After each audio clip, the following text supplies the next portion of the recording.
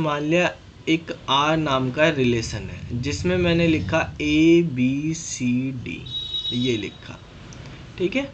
Are नाम का relation है ABCD। तो आप सबसे पहले ये बताओ इसमें टेबल का नाम क्या है। शुरू आदि बेटा तुम बताओ इसमें सर टेबल का नेम आर है।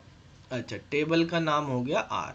इसको हम टेबल बोल दो या रिलेशन बोल दो, यस सर। ठीक है। अब इसके अंदर जो है बेटा ये बताइए आप कि इसमें जो है एट्रीब्यूट, यानी एट्रीब्यूट को और क्या बोलते हैं? Sir column. कॉलम। एट्रीब्यूट या कॉलम के क्या क्या नाम है? A B C और D। A B C और D। इसकी डिग्री क्या है? इस टेबल की डिग्री क्या है? सर डिग्री 4 है। 4 है। तो देखो जो हमारे पास यहाँ पे बाहर लिखा होता है उसको बोलते हैं टेबल का नाम या रिलेशन का नाम। जो ये ब्रैकेट में लिखे होते हैं ये हमारे एट्रीब्यूट या कॉलम होते हैं, और जितने एट्रीब्यूट होते हैं किसी टेबल में वो उसकी डिग्री कहलाती है, ठीक है। तो डिग्री इसकी 4 होगी, 4 कॉलम है इसके अंदर। अब बेटा हम यहाँ पे ये समझते हैं, जैसे मान लिया हमारे पास ये टेबल है ABCD, ठीक है। ध्यान से समझना, मैंने यहाँ पे लिखा 1 2 3 4, यहाँ पे लिख दिया 2A 2B, यहाँ पे लिख दिया इसमें लिख दिया MNO, यहाँ पे लिख दिया 6 7 8 8, ठीक है, ये लिख दिया। इस टेबल में बताओ प्राइमरी की कौन सी होगी? Sir A। तो यहाँ पर प्राइमरी की क्या है हमारे पास? A। प्राइमरी की क्या होती है? जो यूनिक हो, ठीक है, एंड नोट नल हो, ठीक है, उसमें नल ना आ रहा हो। अब देखो मैंने यहाँ पे A को लिख दिया 4CO, ठीक है, और 8। अब बताओ प्राइमरी की क्या होगी? सर कोई नहीं हो सकती है। अब इसमें कोई नहीं, लेकिन आपको कल बताया था कि टेबल में प्राइमरी की होनी चाहिए, क्योंकि अगर प्राइमरी की नहीं है तो आप यूनिकली आइडेंटिफाई नहीं कर सकते वैल्यू को, ठीक है। वैल्यू को यूनिकली आइडेंटिफाई नहीं कर सकते। मैं कहने लगूँ भाई बताओ अगर A की वैल्यू 4 है तो B की वैल्यू क्या होगी? कोई B बताएगा, कोई C बताएगा, ठीक है। तो यहाँ पर जो है यूनिकली आइडेंटिफाई करना मुश्किल हो जाएगा हमारे पास चीज़ों को, ठीक है। तो अब हमें क्या करना हो ऐसा कि हमारे पास यूनिक आ जाए। जैसे मान लिया मैंने एक 4O लिख दिया, यहाँ पे हमने लिख दिया D, यहाँ पे लिख दिया हमने K, यहाँ पे लिख दिया हमने 9, ठीक है। तो अब भी हमारे पास नहीं है यूनिक। तो लेकिन देखो प्राइमरी की जब हमें बनानी है तो कोई ऐसा ज़रूरी नहीं है कि प्राइमरी की या कैंडिडेट की या सुपर की, कोई भी, ये तीनों एक जैसी रिलेटेड होती हैं कि वो एक ही कॉलम से बने। एक प्राइमरी की होती एक ही है, लेकिन ऐसा कोई ज़रूरी नहीं कि वो एक ही कॉलम से बने, एक से ज़्यादा कॉलम का यूज करके भी बन सकती है। अब जैसे इस टेबल में एक टेबल एक कॉलम से नहीं बन सकती, ठीक है भाई, कोई सा भी कॉलम यूनिक नहीं है ना, तो नहीं बन सकती ना। अब हमें ये देखना होगा कॉम्बिनेशन। तो ए और बी को अगर मैं मिला देता हूँ, ठीक है, ए और बी का कॉम्बिनेशन बना देता हूँ, तो पहली वैल्यू क्या बनेगी? 12, दूसरी बनेगी 2A, तीसरी बनेगी 32, फिर बनेगी 4B, फिर बनेगी 4C, फिर बनेगी 4D। तो क्या ये वाली वैल्यू यूनिक है सारी? कि इस कॉलम में ए में बी सी डी कोई सा भी अलग अलग अगर कॉलम की बात करें तो अलग अलग किसी भी कॉलम में यूनिक नहीं है, ठीक है। प्राइमरी की का कॉन्सेप्ट होता है हमारे पास यूनिक होने चाहिए, ठीक है, लेकिन इसके अंदर यूनिक नहीं है बेटा। तो जब अगर कोई सिंगल कॉलम यूनिक नहीं होता तो हम कॉम्बिनेशन बना लेते हैं। जैसे हमने ए और बी का कॉम्बिनेशन बना लिया, तो ए बी का कॉम्बिनेशन में क्या आ गया, पहली वैल्यू 12, फिर 2a 32 4b, ठीक है। इस तरह से हमारे पास 4c 4d, ये हमारे पास कॉम्बिनेशन बन के आ गए। तो बेटा ये सारे के सारे यूनिक हैं, तो इसमें इस टेबल के अंदर अब प्राइमरी की ए ना होकर क्या होगी, ए बी होगी। तो मेरा यहाँ पे इस चीज़ को समझाने का मतलब ये था कि प्राइमरी की यूनिकली आइडेंटिफाई करती है, ठीक है, वो यूनिक होती है, नॉट नल होती है, लेकिन कोई ज़रूरी नहीं कि वो एक ही कॉलम से बने, एक से ज़्यादा कॉलम के कॉम्बिनेशन से भी बन सकती है प्राइमरी की। पूरी टेबल में कितनी प्राइमरी की होंगी एक टेबल में, बताओ, कल बताया था कार्तिक। सर एक ही। एक ही होगी प्राइमरी की, होगी एक, लेकिन एक ही कॉलम से बने ये कोई ज़रूरी नहीं है। अगर एक से बन जाए तो वो बेस्ट है, ठीक है। क्या होता है, अगर एक से बन जाए तो बेस्ट है, अगर एक से ज़्यादा का कॉम्बिनेशन से बनानी पड़ जाए तो भी आप बना सकते हो, ठीक है बेटा। तो यहाँ पर हमारे पास इसमें क्योंकि सिंगल नहीं बन रहा था, हमें ए बी बनानी पड़ी। अब देखो हम बात करते हैं बेटा सुपर की किस, यहाँ पर होती है एक सुपर की। सुपर की का मतलब होता है ऐसा कोई भी कॉम्बिनेशन, चाहे वो सिंगल हो या सिंगल से ज़्यादा हो, मल्टीपल कॉलम का कॉम्बिनेशन हो, जो यूनिकली आइडेंटिफाई कर दे सारे कॉलम को, उसको बोलते हैं सुपर की, ठीक है। तो यहाँ पे हम बोल सकते हैं कि कॉम्बिनेशन ऑफ वन और मोर attributes of a table which can uniquely identify the all attributes of a table is called, ठीक है, यहाँ पे लिख देते हैं ऑल कॉम्बिनेशन, ठीक है, कॉल्ड सुपर की, ठीक है। वो क्या कहलाएगा बेटा, सुपर की कहलाएगा, ठीक है। तो देखो जैसे मान लिया एक टेबल है मेरे पास जिसमें कॉलम है ए बी और सी। यहाँ पे मैंने लिखा 1 2 3, यहाँ पे लिखा है राम, राज, सैम, ठीक है। यहाँ पे लिखा मैंने इसकी एज लिख दी, मान लिया 20 18 21, ठीक है बेटा, ये लिखा है। तो इसमें बताओ प्राइमरी की क्या होगी जो यूनिकली आइडेंटिफाई कर दें, ए। ए, ठीक है। यहाँ पे प्राइमरी की हमारे पास ए है, यानी ए से आप ए की वैल्यू निकाल सकते हो, निकाल सकते यस हो। सर। ए से आप बी की वैल्यू निकाल सकते हो, निकाल सकते हैं। Yes sir. ए से आप सी की वैल्यू बता सकते हो, बता सकते यस हो। सर। यानी ए से सारी वैल्यू बता सकते हो आप, यूनिकली आइडेंटिफाई। तो जब ए से बता सकते हैं तो क्या ए बी से बता सकते हैं, यस सर।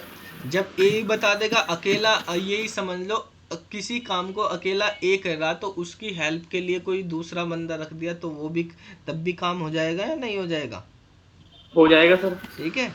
तो हो जाएगा, बस लेडीज नहीं होनी चाहिए, नहीं तो बातों में लग जाएंगी, ठीक है।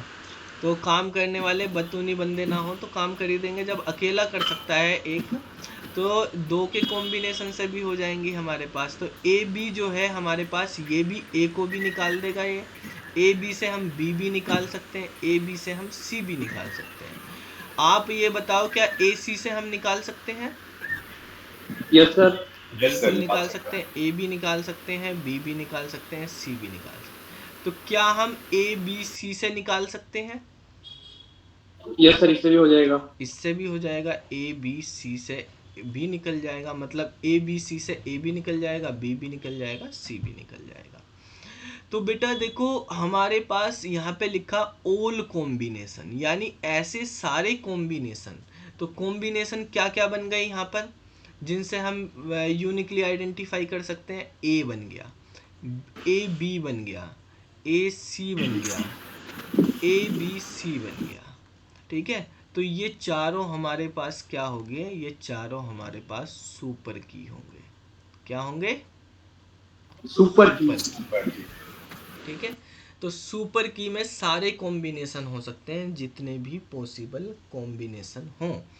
ये बताओ इस टेबल की कैंडिडेट की क्या होगी? प्राइमरी की तो मैंने बताई थी आपको कि प्राइमरी की इसकी ए है, कैंडिडेट की क्या होगी? सर बी और सी। नहीं बेटा, बी और सी क्यों हो जाएंगी? कैंडिडेट होंगी बी और सी। वैल्यू जो है ए में स्टोर हो ए भी तो रहेगी फिर। Yes sir. ठीक है, और बी और सी नहीं मानेंगे हम। देखो अगर आपसे कहा कि हमारे पास ये सुपर की है, तो सुपर की का हमने एक वो बताया था, वो कैंडिडेट की एक डेफिनेशन बताई थी कि मिनिमल सेट ऑफ सुपर की इज कॉल्ड कैंडिडेट की, बताया था। Yes sir. तो अगर आपको सुपर की दे दी जाए और तब पूछा जाए कि कैंडिडेट की क्या है, तो इसका मिनिमल सेट बता दो आप। क्या है इसका मिनिमल सेट? ए। ए है। ठीक है, मिनिमल सेट का मतलब वो अकेला हो, उसके साथ कोई कॉम्बिनेशन में ना बने। अगर वो अकेला ही काम कर सकता है तो उसे दूसरों की जरूरत नहीं, वो कैंडिडेट कहलाएगा। उस कैंडिडेट में से फिर प्राइमरी। ठीक है, तो आज हम सीखेंगे कि हम सुपर की से कैंडिडेट की कैसे फाइंड कर सकते हैं। अगर आपको दी हुई है कि टेबल में ये कैंडिडेट की हैं, तो कौन कौन सी सुपर की होगी। कैंडिडेट से सुपर निकालेंगे, सुपर से कैंडिडेट निकालेंगे, ये सीखेंगे। और आपसे क्वेश्चन में ये पूछ लिया जाता है कि कितनी कैंडिडेट या कितनी सुपर होंगी, तो कैसे फाइंड करेंगे वो हम यहाँ पे समझते हैं। ठीक है, तो देखो बेटा, अगर आपसे कहा गया कि सुपर की तो सारे कॉम्बिनेशन होते हैं, कैंडिडेट की डेफिनेशन अभी आप ये समझो कि कैंडिडेट की जो है वो है मिनिमल सेट ऑफ सुपर की। जब हम सुपर की के रेस्पेक्ट में पढ़ेंगे तो ये वाली डेफिनेशन यूज करेंगे कैंडिडेट की। तो अगर एक टेबल है, मान लिया आर नाम की एक टेबल है, जिसमें हमारे पास ए बी सी ये 3 कॉलम है। आपसे बोला गया इसकी जो सुपर की है वो सुपर की है हमारे पास ए और बी सी। ठीक है, ये होगी, और हमारे पास जो है ए बी सी हो गई। ठीक है, ए के साथ ए बी हो गई। ठीक है, ए सी हो गई। ए के साथ ए है तो ए के साथ तो कुछ भी लगा कर बना देंगे। ठीक है, और ए बी सी हमने लिखी ली। चलो, ये हमारे पास सुपर की है। तो कैंडिडेट की बताओ क्या होगी इसकी? सर ए। कैंडिडेट की ए होगी, और कुछ हो सकती है? No sir. बेटा बी सी नहीं हो सकती क्या? सर मिनिमल सेट तो ए ही है ना। मिनिमल सेट ए ही है। ठीक है, तो मिनिमल सेट का मतलब ए, उसके साथ कोई, लेकिन इसके साथ तो ए नहीं लगा हुआ, ये बिना ए के भी निकाल देगा। ठीक है भाई, इसके साथ ए लगा के ए बी सी बना है, तो बी सी जो है इसका ये भी तो मिनिमल सेट हो गया। मिनिमल सेट का मतलब ये नहीं है कि जो सबसे छोटा हो। मिनिमल सेट का मतलब वो उससे मिलके कॉम्बिनेशन बने हुए हैं, उसको फर्दर डिवाइड नहीं कर सकते। मतलब अकेले ए से आप निकाल सकते हो और इन दोनों के कॉम्बिनेशन से आप निकाल सकते हो। ठीक है, अब इसमें एक ही जरूरत नहीं पड़ी, ये अलग है ये अलग है, तो जो अलग अलग होंगे वे भी रखेंगे, वे भी मिनिमल सेट होंगे। इसका सुपर सेट क्या बनेगा? ए बी सी बनेगा इसका सुपर सेट। ए के सुपर सेट ये तीनों है, बी सी का superset A B C है, तो ये दोनों कैंडिडेट की होंगी उस केस में। ठीक है, मिनिमल सेट का मतलब ये है यहाँ पर। ऐसा नहीं है कि जो सबसे छोटा आ रहा है, जिसमें सबसे कम एट्रीब्यूट, उसको मिनिमल नहीं बोलते बेटा। मिनिमल सेट का मतलब जो किसी बड़े उसमें आ रहा हो अगर, तो उससे मतलब उसको छोटा नहीं किया जा सकता, उसको फर्दर डिवाइड नहीं किया जा सकता। ए को डिवाइड नहीं किया जा सकता, ए या बी सी को इसमें डिवाइड नहीं किया हुआ। ठीक है, अकेला बी कहीं नहीं लिखा, अकेला सी कहीं नहीं लिखा, तो बी सी डिवाइड नहीं हो रहा। जो डिवाइड ना हो रहा हो वो मिनिमल सेट कहलाएगा। अब देखो यहाँ पर हम यहाँ पे समझते हैं, मान लिया एक टेबल है आर जिसमें 2 कॉलम है ए और बी। आपसे कहा गया इसके अंदर जो कैंडिडेट की है वो ए बी है और बी भी है, तो सुपर की बताओ क्या होगी। A B. एक तो ए होगी, अकेली यस सर, बी एक भी, बी भी होगी बी भी होगी, अकेले और अकेले भी एक। होंगे ना, ये भी तो यस फाइंड सर। कर रहे हैं। जब जो कैंडिडेट हैं वो सुपर जरूर होंगे। और ए और बी, तो अगर हमारे पास यहाँ पे 2 कैंडिडेट की है, सुपर की कितनी है, 3 है, ठीक है। और जो नंबर ऑफ एट्रीब्यूट्स हैं, ठीक है, नंबर ऑफ एट्रीब्यूट्स मान लिया n बोल दिया हमने, वो इसमें 2 है। अब दूसरा एग्जाम्पल लेते हैं। एक हमारे पास रिलेशन है, देखो इस तरह के क्वेश्चन एग्जाम में पूछे जा सकते हैं, ए बी सी, ठीक है। यहाँ पर कितने एट्रीब्यूट हैं इसमें, 3, 3।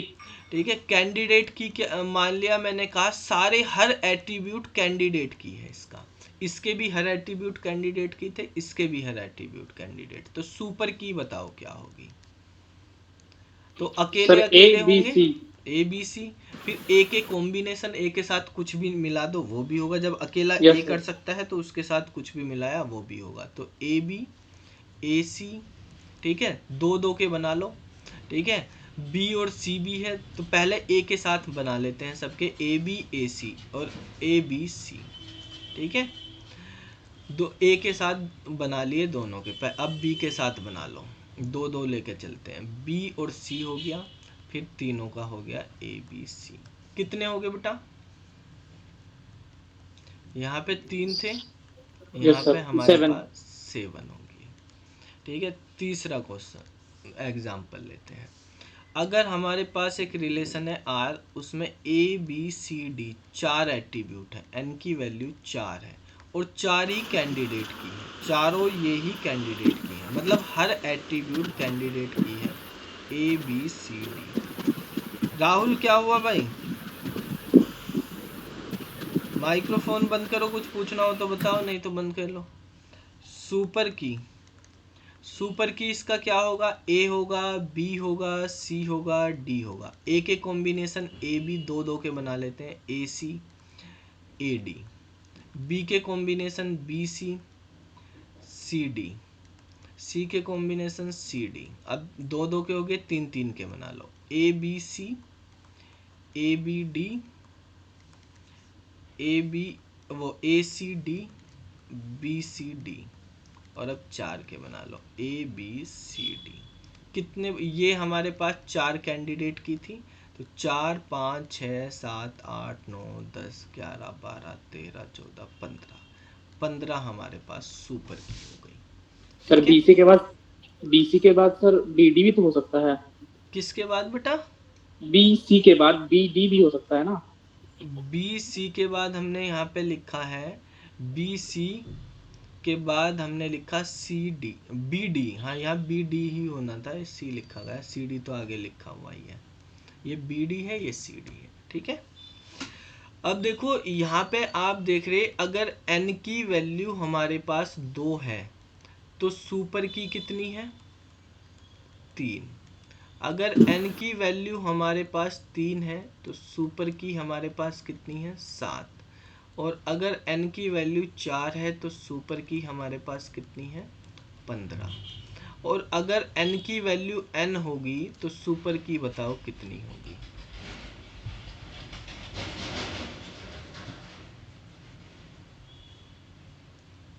बताओ,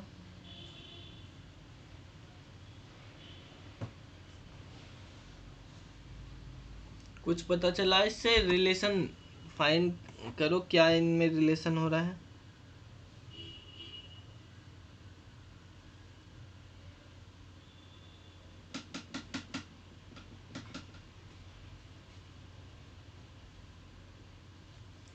बेटा आप यहाँ पे देखो ना, 2 की पावर 2 माइनस 1 यानी 4 माइनस 1 हो रहा है, 2 की पावर 3 माइनस 1 यानी 8 माइनस 1 है, टू की पावर 4 माइनस 1 यानी 16 माइनस 1 है, 15 तभी तो आया।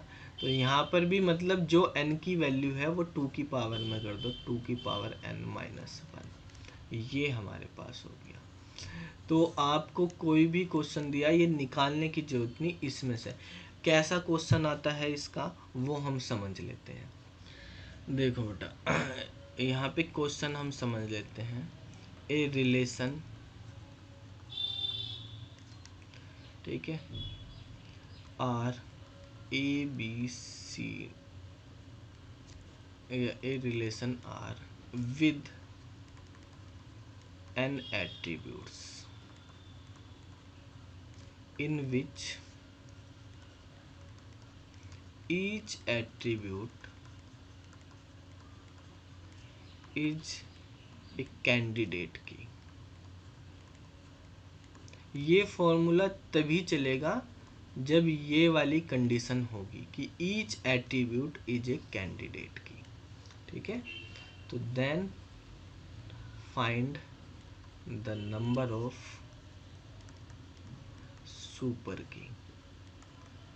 तो इसमें जो है सुपर की हमारे पास कितनी होंगी, 2 की पावर n माइनस 1, ठीक है। जैसे हमने यहाँ पे क्वेश्चन लिखा कि ए रिलेशन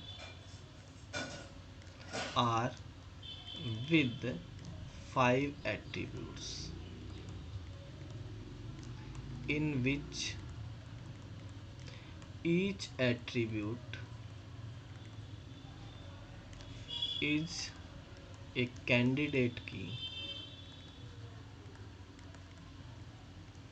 तो then find the number of super key. 31। कितनी होंगी, 2 की पावर 5 माइनस 1 यानी 31 होंगी। ये आंसर हो जाएगा, ठीक है। नोट कर लो इसको।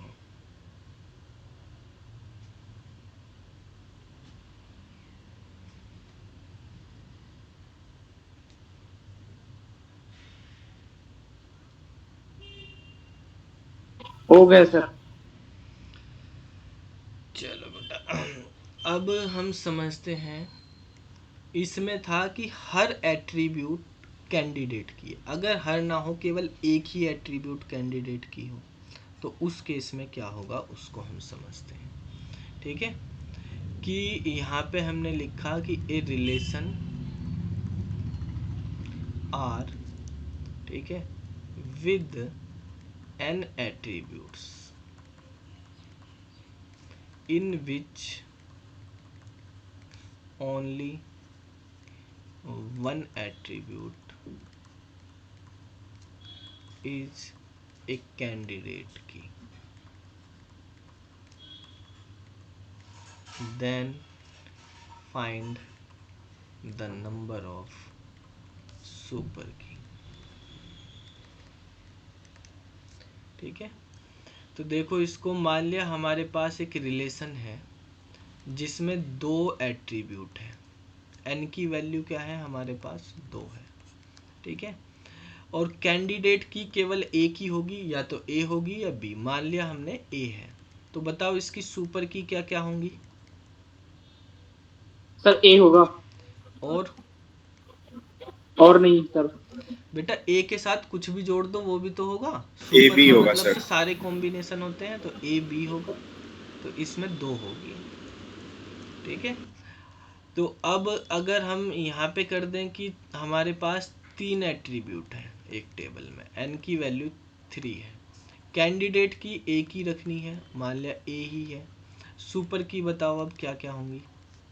3 होंगे, A B A B C. A B और ए बी सी, 3 हो गई हमारे पास। तीसरा एग्जाम्पल देखते हैं। अगर हमारे पास ए बी सी डी ये हैं और कैंडिडेट की हमारे पास ए है, n की वैल्यू यहाँ पे हमारी 4 है, तो सुपर की कितनी होंगी, एक ए हो जाएगी, A B, A C, A D, A B C, A B D, A के साथ सबके कॉम्बिनेशन जितने बन सकते हैं, ACD और ABCD कितनी हो गई? 8। 8 हो गई यहाँ पर, ठीक है। तो बेटा इसमें एक और छोड़ दी तुमने, ACB तो हो सकती है, यस सर। ठीक है, यहाँ पे 4 होंगी। तो आप देख रहे हैं कि हमारे पास अगर n की वैल्यू 2 है तो 2 आई है, n की वैल्यू 3 है तो 4 आई है, n की वैल्यू 4 है तो 8 आई है, ठीक है। यानी यहाँ n की वैल्यू लिख देता हूँ मैं और सुपर की। अगर n की वैल्यू 2 है, 3 है, 4 है, तो 2 पे 2 है, 3 पे 4 है, 4 पे 8 है। तो देखो क्या हो रहा है, n पे कितनी होंगी हमें ये निकालना। इसने कहा कि हमारे पास n एट्रीब्यूट है, तो n पे हमारे पास कितनी सुपर की होंगी। तो आप देख सकते हैं ये 2 की पावर 2 माइनस 1 कर दो, यानी 2 की पावर 1, 2, 2 की पावर 3 माइनस 1 कर दो, यानी 2। अब -1 ऊपर हो गया, पिछले वाले में -1 पावर में नहीं था, नीचे था, ठीक है। यहाँ पे -1 ऊपर पावर में कर दिया हमने, तो 2 की पावर 2 4 हो गया, 2 की पावर 4 माइनस 1 यानी 2 की पावर 3 8 हो गया। ऐसे ही यहाँ पे n है तो कितनी हो जाएंगी, 2 की पावर n माइनस 1। ये आपका आंसर हो गया, इसका आंसर बन गया 2 की पावर n माइनस 1, ठीक है।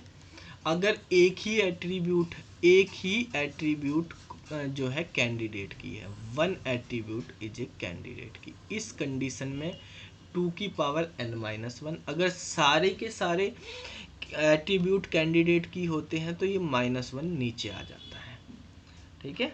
2 की पावर n करेंगे, उस रिजल्ट में से -1 करना है, नोट कर लो इसको।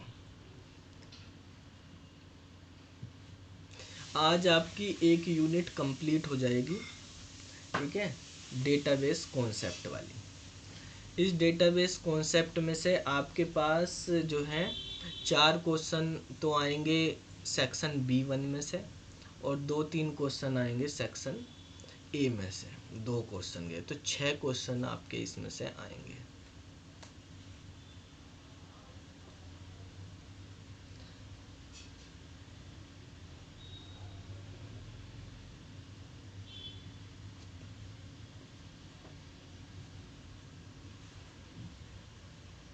सर हो गए। हो गया बेटा। अब देखो नेक्स्ट हम पढ़ते हैं, एक हमारे पास बची है फॉरेन की के बारे में। वो क्या होता है फॉरेन की? फॉरेन की का मतलब जैसे फॉरेन मिनिस्टर होता है ना, प्राइमरी की तो प्राइम मिनिस्टर की तरह काम करती है, ठीक है भाई। एक टेबल में एक ही होगी, प्राइम मिनिस्टर एक देश में एक ही है, ठीक है, पूरी कंट्री का एक प्राइम मिनिस्टर बना हुआ है और वो ही सबसे मेन है, उसी के अकॉर्डिंग काम चलता है। तो ऐसे ही किसी भी टेबल में सबसे इम्पोर्टेंट चीज़ तो प्राइमरी की है, उससे ही हम सारी चीज़ निकालते हैं, ठीक है। सबसे बड़ी चीज़ है सुपर की, सुपर की सबसे ज़्यादा होती है, सुपर की से कैंडिडेट बनती है, कैंडिडेट में से प्राइमरी बनती है, ठीक है, इस तरह से चलती है। अब देखो जो हमारे पास फॉरेन की होती है वो फॉरेन मिनिस्टर की तरह होती है, जो विदेश मंत्री होता है। विदेश मंत्री का क्या काम होता है, दूसरे देशों के साथ कांटेक्ट बनाना, उनसे बातचीत करना, अपने प्राइम मिनिस्टर की बात पहुंचाना, ठीक है। तो यहाँ पर भी ऐसे ही है, उसमें फॉरेन मिनिस्टर के लिए काम तब होगा जब 2 देशों के बीच में बातचीत चल रही हो। तो यहाँ पर भी जब 2 टेबल की बात होती है तब फॉरेन की बात होती है, सिंगल टेबल में फॉरेन की का यूज नहीं होगा, ठीक है। जब 2 टेबल होंगी तब होगा। कैसे हम इसका एग्जाम्पल समझते हैं, फॉरेन की का क्या यूज है, किस तरह से ये 2 टेबल में रिलेशनशिप डिफाइन करने के लिए यूज करी जाती है फॉरेन की। और मतलब हमारे पास क्या होता है कि एक टेबल में अगर डेटा हम रख लेते हैं, आपसे कहा गया आप एक वेबसाइट बना रहे हो और वेबसाइट के लिए आपको डेटा स्टोर करना, तो अगर आप एक ही टेबल में डेटा स्टोर करोगे तो कभी कभी क्या होता है, डेटा रिडंडेंसी हो जाती है, मतलब डुप्लीकेट डेटा आने लगता है, काफ़ी चीज़ें रिपीट होने लगती हैं। तो उससे बचने के लिए हम मल्टीपल टेबल बनाते हैं। ठीक है, तो जिस एक जैसी इंफॉर्मेशन एक टेबल में रखो, जैसे मान लिया आपके स्कूल की आपको वेबसाइट बनानी है, उस पर आपको स्टूडेंट की इंफॉर्मेशन भी रखनी, टीचर्स की भी रखनी है, तो आप टीचर्स और स्टूडेंट का एक ही टेबल में मत बनाओ, टीचर्स का अलग टेबल बनाओ, स्टूडेंट की अलग टेबल बनाओ। भाई टीचर्स जो हैं उनके तो अलग एट्रीब्यूट होंगे, उनकी सैलरी होगी, अटेंडेंस होगी, उनकी पोस्ट होगी, ठीक है, वो सारी चीज़ें रहेंगी। स्टूडेंट के अलग एट्रीब्यूट होते हैं तो उसकी अलग रखो, एक में मत बनाओ। लेकिन अगर हमें देखना कि कौन सा टीचर कौन सी क्लास को पढ़ाना, क्लास जो है वो स्टूडेंट के उसमें भी है और क्लास जो है टीचर को भी असाइन है, तो फिर दोनों टेबल से रिलेशनशिप देखनी पड़ेगी ना, हमें पता करना हो कि इस क्लास में कौन से बच्चे और इस क्लास में कौन से टीचर हैं, तो रिलेशनशिप बनानी पड़ेगी इन दोनों टेबल में। तो उन दो टेबल में रिलेशनशिप बनाने का काम कौन करेगा, वो करेगा हमारा फॉरेन की। ठीक है, इसकी हेल्प से हम रिलेशनशिप बना सकते हैं इनमें। तो अब हम यहाँ पे इसके बारे में समझते हैं।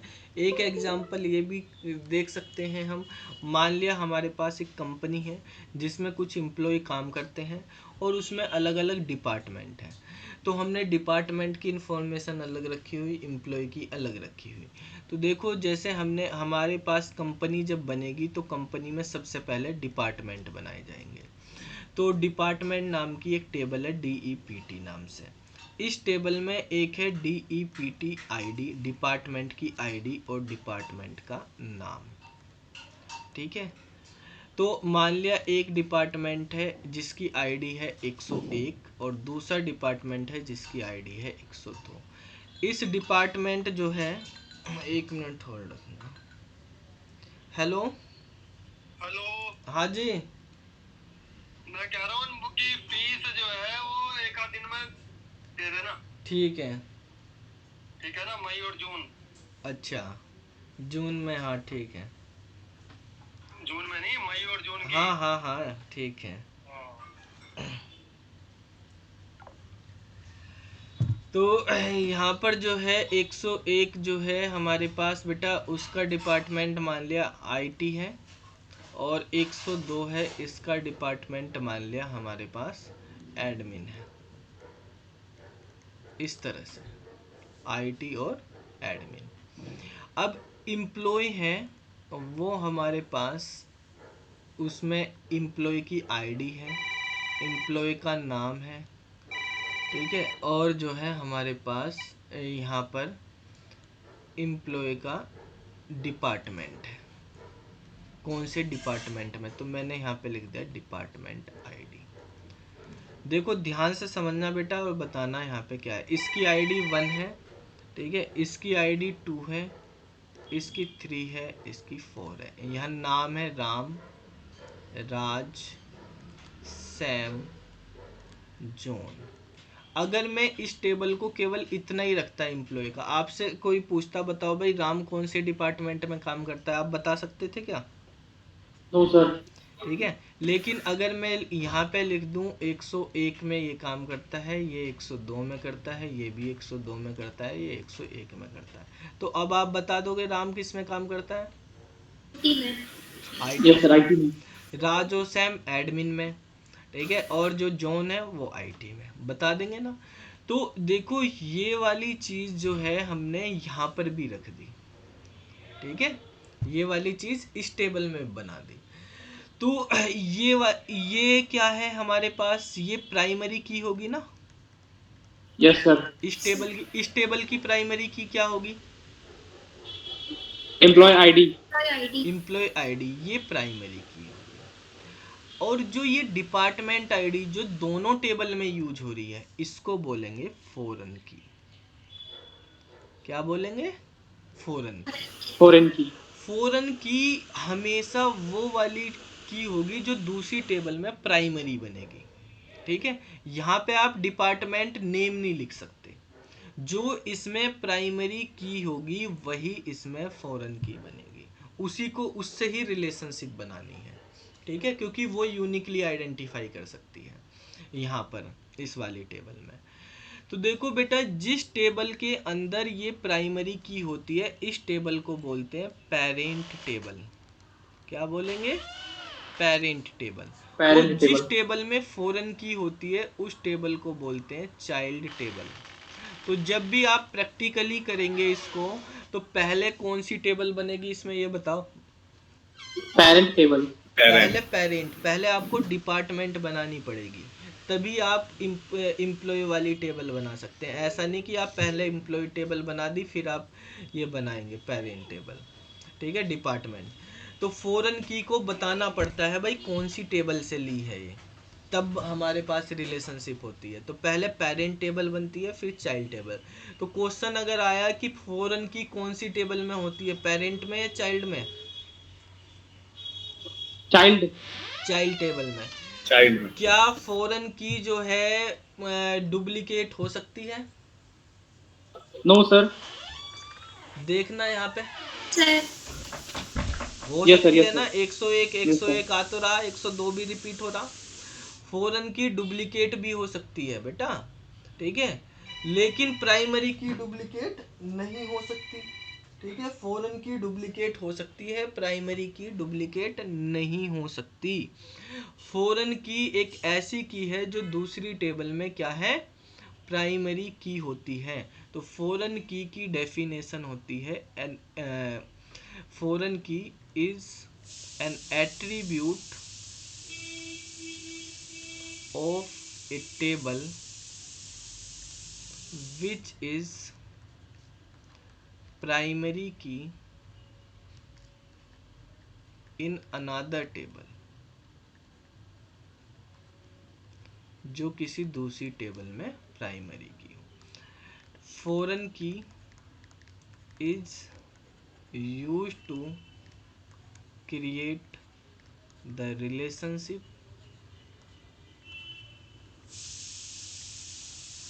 Between two tables.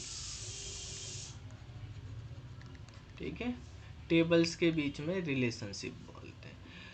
तो ये जो है बेटा की का मतलब, जो ये की है, की मैंने बताया था की को क्या बोलते हैं। ये की हमारे पास कंडीशन है, एट्रीब्यूट होते हैं ना ये, ऐसे एट्रीब्यूट जिन पे स्पेसिफिक कंडीशन या रूल लगे हों, और डेटाबेस में इन कंडीशन को कंस्ट्रेंट बोलते हैं। क्या बोलते हैं? कंस्ट्रेंट। कंस्ट्रेंट। ठीक है, तो हमारे पास आपके पास को एग्जाम में ये भी पूछा जा सकता है फॉरेन की कंस्टेंट क्या होता है, प्राइमरी की कंस्टेंट क्या होता है। कंस्टेंट का मतलब कुछ नहीं है, कंस्टेंट का मतलब होता है रूल। ठीक है, तो हमारे पास जो है कंस्टेंट से, आपको ये नहीं कि कंस्टेंट शब्द सुन लिया तो क्या है, ठीक है, तो कंस्टेंट का मतलब हमारे पास रूल ही होते हैं। ठीक है, तो फॉरेन की कंस्टेंट, प्राइमरी की कंस्टेंट, ये सब होते हैं। तो जो फॉरेन की है इसकी कंस्टेंट को हम बोलते हैं foreign key represent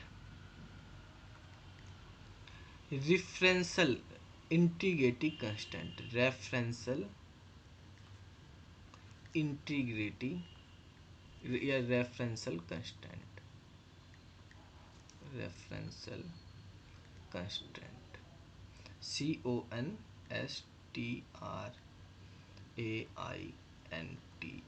constant, referential constant. Referential मतलब रिलेशनशिप से, इसको रेफरेंशियल कंस्टेंट भी बोलते हैं। ठीक है, क्या बोलते हैं?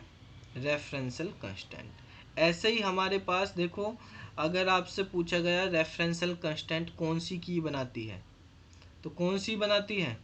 प्राइमरी की। प्राइमरी की। और अगर आपसे प्राइमरी नहीं बेटा, फॉरेन की, ठीक है, कौन सी बनाती है? बना। यस सर, फॉरेन की तो बनती है सर, अगर पूछ लिया तो प्राइमरी की कहेंगे। प्राइमरी की नहीं, प्राइमरी की तो वो दूसरे टेबल में होती है। प्राइमरी की अगर हम बात करते हैं बेटा रेफरेंशियल इंटीग्रिटी की, तो रेफरेंशियल इंटीग्रिटी का मतलब होता है रिलेशनशिप बिटवीन टू टेबल। ठीक है। यहाँ पे ये वर्ड भी यूज किया जाता है कि इसको पूरा नाम होता है रेफरेंशियल, RE सिंगल FE होगा रेफरेंस में, तो रेफर करती है ना ये, referential integrity. Referential integrity, referential integrity का मतलब होता है रिलेशनशिप बिटवीन टेबल्स के बीच में रिलेशनशिप। तो ऐसी की जो टेबल के बीच में रिलेशनशिप बनाती है उसको रेफरेंशियल इंटीग्रिटी कांस्टेंट बोलते हैं। तो हमारे पास जो है रेफरेंशियल इंटीग्रिटी कांस्टेंट कौन सा होता है, वो होता है फॉरेन की के थ्रू। ठीक है, नोट कर लो।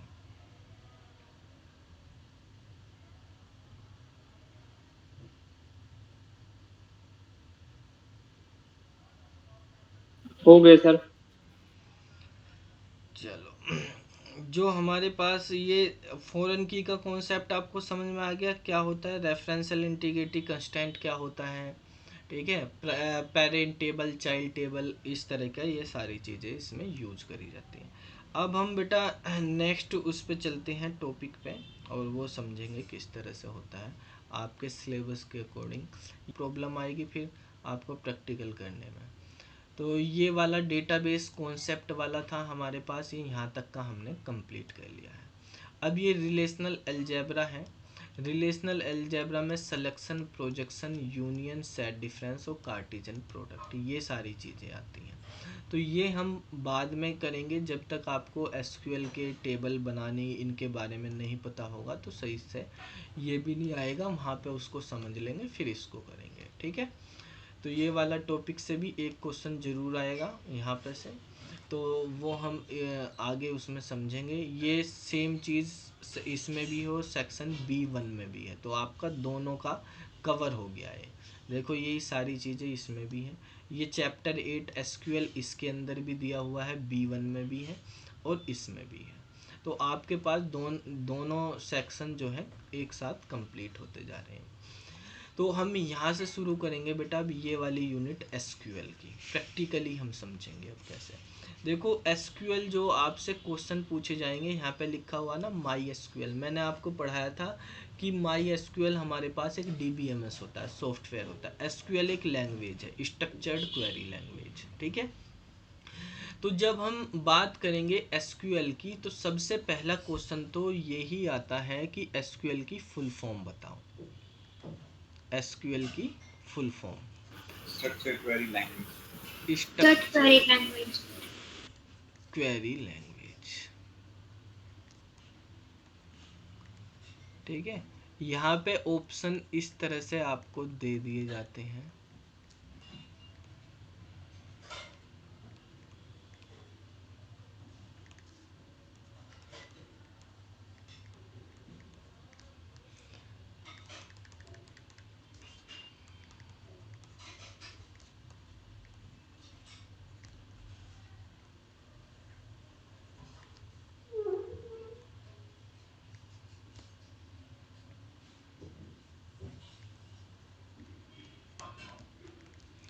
ठीक है, बताओ कौन से वाला, ए वाला होगा, बी ऑप्शन वाला। ए वाला। ठीक है, तो देखो सबसे ज़्यादा गलती बच्चे इसी वर्ड में कर देते हैं, बाकी तो कर ही लेंगे, स्ट्रक्चर और स्ट्रक्चर्ड में। तो यहाँ पे ईडी है। ठीक है, स्ट्रक्चर्ड होता है वो, स्ट्रक्चर नहीं होता। ये आपको यहाँ पे भी आप देख सकते हैं, स्ट्रक्चर्ड क्वेरी लैंग्वेज होता है। ठीक है, अब यहाँ पे एसक्यूएल जो है, ये बताओ एसक्यूएल हमारे पास एक DBMS है, डेटाबेस है, या हमारे पास लैंग्वेज है, या ऑल है, ऑल ऑफ दीज। क्या होगा इसका आंसर? लैंग्वेज। लैंग्वेज होगी। ये हमारे पास एक लैंग्वेज है, DBMS नहीं है, डेटाबेस भी नहीं है। DBMS एक सॉफ्टवेयर होता है और डेटाबेस उसके अंदर बनाते हैं एसक्यूएल की हेल्प से। ठीक है, तो हमारे पास जो एसक्यूएल है उसमें हम यहाँ पे पढ़ेंगे, जो एसक्यूएल है वो माई एसक्यूएल की हेल्प से पढ़ेंगे। ठीक है, जैसे आपको बताया था my SQL, Oracle, DB2, Sybase, SQL server, ठीक है, MS एक्सिस, ये सब हमारे पास DBMS होते हैं। माई एसक्यूएल क्या है? ये DBMS है। DBMS मतलब डेटाबेस मैनेजमेंट सिस्टम, ये सॉफ्टवेयर होते हैं। तो हम सॉफ्टवेयर कौन सा यूज़ करने वाले हैं? My SQL. और उसमें लैंग्वेज कौन सी यूज़ करेंगे? एसक्यूएल। एसक्यूएल लैंग्वेज है, माई एसक्यूएल एक सॉफ्टवेयर है। तो जब आपको ये करना, तो इसको आपको डाउनलोड करके इंस्टॉल कर लेना है, ठीक है। इंस्टॉल करने का क्या प्रोसेस है, ठीक है, उसके बारे में आप YouTube से भी देख सकते हो वीडियो कि किस तरह से आपने उसमें इंस्टॉल करना है, ठीक है। तो यहाँ पे आप जाओगे, डाउनलोड माई एसक्यूएल इंस्टॉलर पे क्लिक करता हूँ।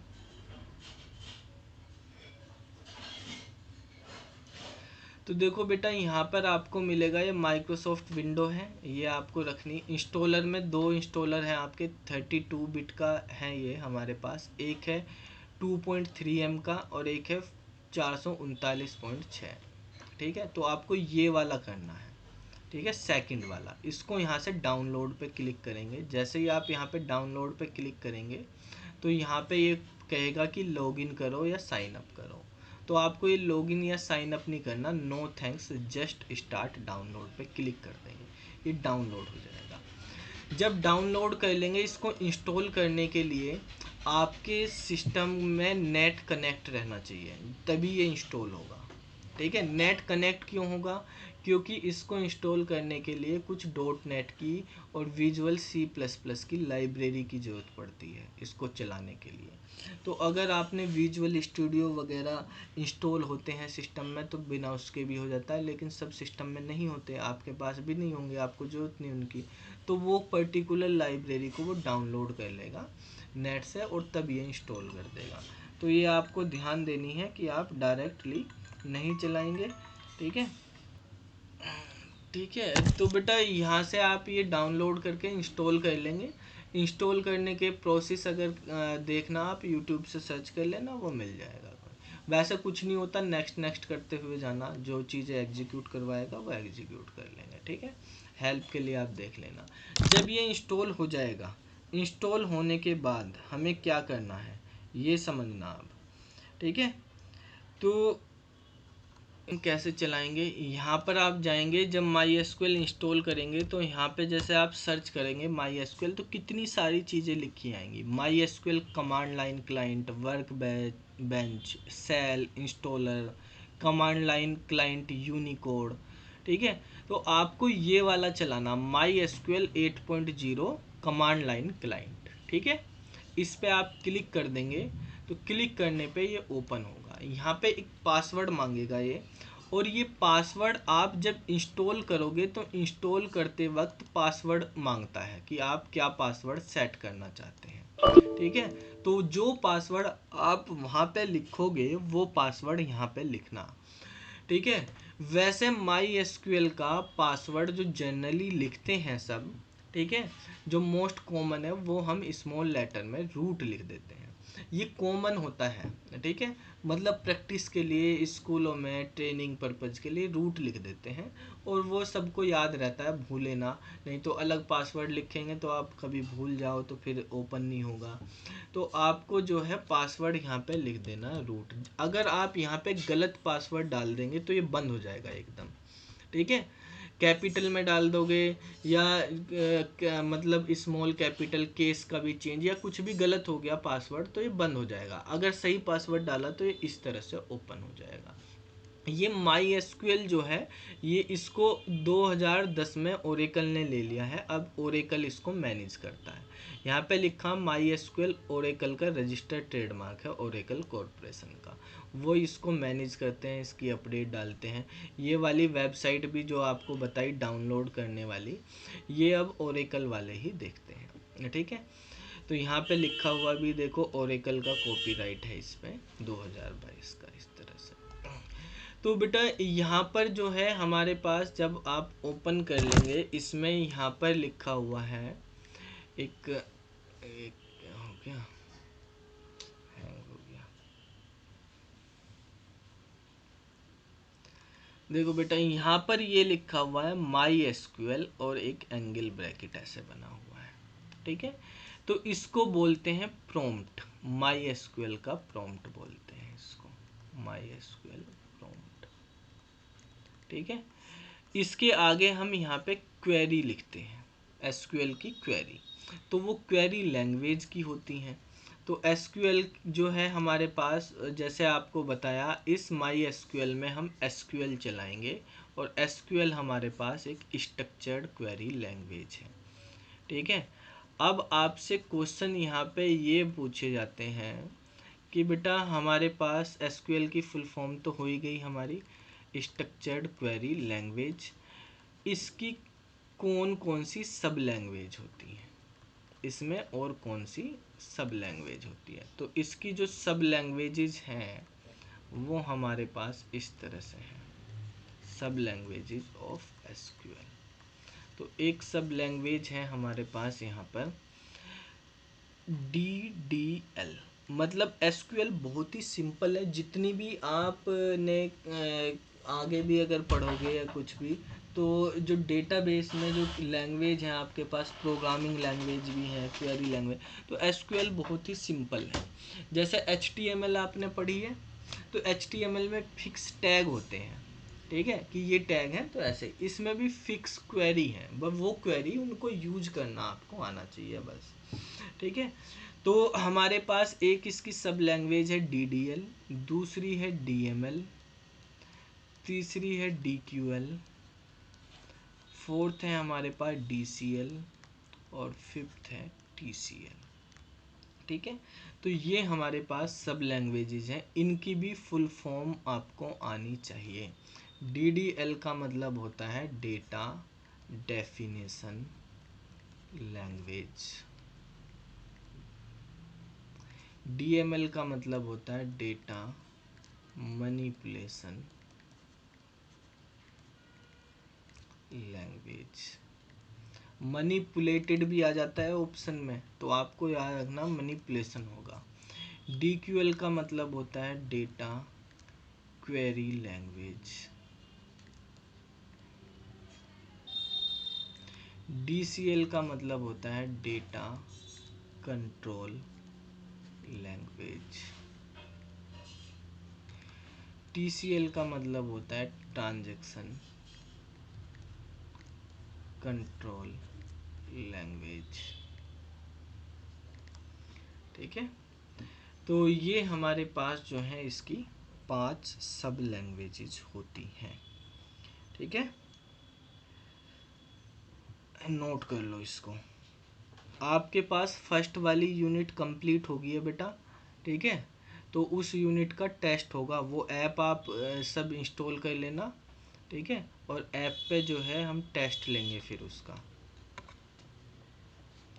ये यूज़ करेंगे, माई एसक्यूएल यूज़ करेंगे। सबसे पहले हमारे पास माई एसक्यूएल है, माई एसक्यूएल के अंदर हम बनाएंगे डेटाबेस,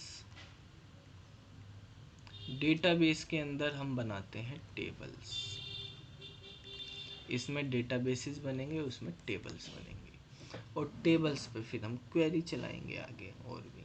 तो क्या प्रोसेस होगा, किस तरह से होगा, वो हम समझते हैं। तो देखो बिल्कुल बेसिक से बताऊंगा मैं, ठीक है, क्वेरी कैसे चलानी माई एसक्यूएल की। जैसे ये माई एसक्यूएल, इसमें बहुत सारे डेटाबेस बना सकते हो आप, कितने भी बनाते रहो जब तक आपके सिस्टम में मेमोरी है, सिस्टम में इंस्टॉल है। तो इसमें पहले से भी बने हुए डेटाबेस होंगे, तो जो पहले से बना हुआ जिस नाम से, उस नाम से तो आप दोबारा नहीं बना सकते। तो हमें ये देखना कि इसमें पहले से कौन कौन से डेटाबेस बने हुए हैं, तो उसके लिए हम क्वेरी लगाएंगे सो डेटाबेसेस, ठीक है। एक से ज़्यादा हो सकते हैं डेटाबेस, तो बेसिस लिखेंगे, ठीक है, प्लूरल फॉर्म में। तो इसमें 19 रो आ गई हैं, ये सेलेक्ट हो गए। तो ये डेटाबेस इसमें पहले से ही बने हुए हैं, 12th CS, ABC, Aman, Anmol, Delhi, information schema, J1, KVS, लीट, माई एसक्यूएल, पार्किंग वगैरह, ये सब, ठीक है।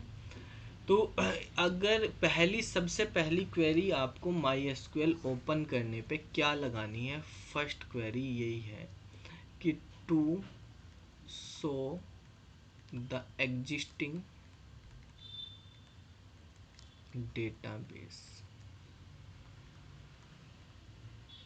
डेटाबेसेस, तो उसके लिए हम क्वेरी लगाते हैं show data basis.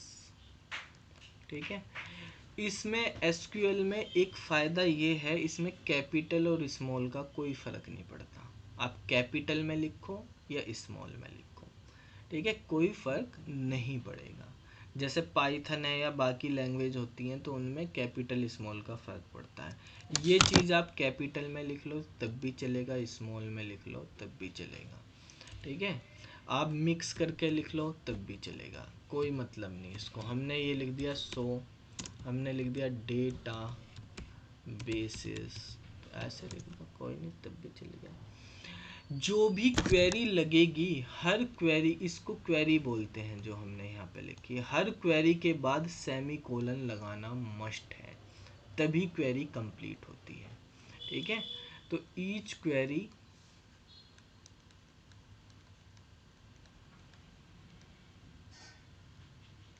Of SQL terminate with semicolon. ठीक है, हर क्वेरी सेमीकोलन से टर्मिनेट होती है, नोट करो इसको। अगर आपके पास जो है प्रैक्टिस करने के लिए लैपटॉप नहीं है, मान लिया, ठीक है, लैपटॉप नहीं है, कंप्यूटर नहीं है कि इसकी क्वेरी कैसे प्रैक्टिस करें हम, तो ऑनलाइन भी आप कर सकते हैं, लेकिन वहाँ पे सारी क्वेरी नहीं चलेंगी। ठीक है, ऑनलाइन में जैसे क्रिएट वगैरह डेटाबेस की क्वेरी जो है कुछ चलेंगी कुछ नहीं चलेंगी, तो मैं आपको ऑनलाइन भी एक टूल बता दूंगा। ठीक है, आप उससे भी कर सकते हो, आपको इंस्टॉल करने की ज़रूरत नहीं, फिर मोबाइल में चल जाएगा, कोई ऐप वगैरह नहीं करनी, क्योंकि आपको इतनी, अगर पूरी डिटेल में सब करना है तो आपको सिस्टम में इंस्टॉल हो जाए तो बेटर ही है। ठीक है, नहीं तो आप मोबाइल से भी कर सकते हैं, या ऑनलाइन भी टूल्स हैं इसके कंपाइलर बने हुए, वहाँ से भी आप कर सकते हो। नोट कर लिया बेटा ये? ठीक है, यस सर। तो अब देखो, जैसे हमें अपना डेटाबेस बनाना है खुद का। ठीक है, यहाँ पे मान लिया हम GSS वो उसके नाम से बनाते हैं, GCC के नाम से बनाते हैं। ठीक है, तो GCC इसमें बना हुआ नहीं, तो हम यहाँ पे या CUET के नाम से बना लेते हैं डेटाबेस। तो देखो डेटाबेस क्रिएट कैसे करते हैं, तो उसके लिए कमांड है क्रिएट। ठीक है, और फिर हम लिखेंगे डेटाबेस, एक ही बनाना तो एस नहीं लगाएंगे, क्रिएट डेटाबेस, फिर जो डेटाबेस बनाना उसका नाम CUET। ठीक है, सेमी कोलन लगा देंगे, एंटर कर देंगे, तो क्वेरी ओके 1 रो अफेक्टेड, यानी अब वो बन गया है डेटाबेस। अब अगर आप शो करोगे तो देखो इसमें CUET भी आ गया है। ठीक है, अब ये 20 हो गई, पहले 19 थी अब 20 हो गई। ठीक है, तो दूसरी क्वेरी हमारे पास है कि हमें अपना डेटाबेस बनाना, तो कैसे बनाएंगे। ठीक है, तो यहाँ पे क्वेरी है to create a new database, तो क्रिएट डेटाबेस और डेटाबेस का नाम दे देंगे,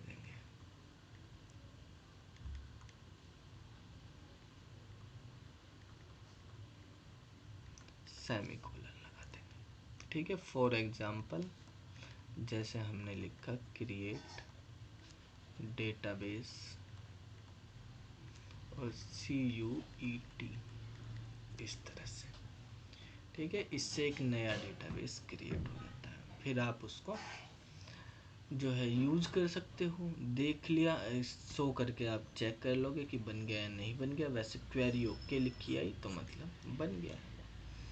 ठीक है, अब इस डेटाबेस में हम कैसे टेबल बनाएंगे, इसको कैसे, जैसे हमारे पास डेटाबेस बनने का मतलब है एक तरह से जैसे फाइल सिस्टम में हम फोल्डर बना देते हैं, तो एक फ़ोल्डर बन गया हमारे पास।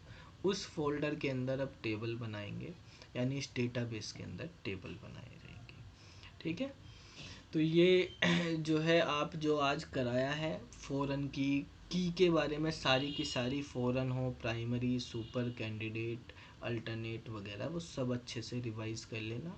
ठीक है, कल उनका टेस्ट भी होगा, उससे पहले का भी, और बाकी फिर हम कल पढ़ेंगे। ठीक है, आज